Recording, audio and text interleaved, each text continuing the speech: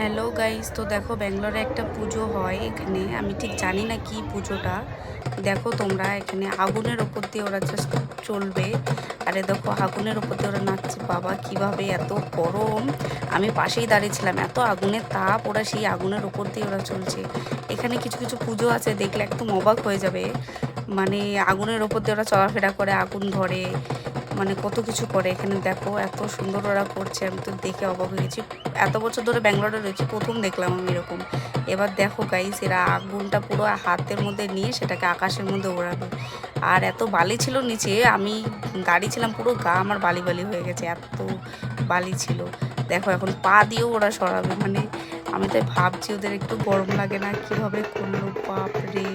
আমি তো দেখে অবাক হয়ে গেছি। দেখো মাথার মধ্যে কি একটা লাগিয়েছে, সেটা দিয়ে আগুন বেরোচ্ছে গাইস। আমি তো দেখে একদম অবাক হয়ে গেছি। তো এখন বাড়ি যাচ্ছে, দেখা হয়ে গেছে। চলো, দেখা হচ্ছে নেক্সট ভিডিওতে।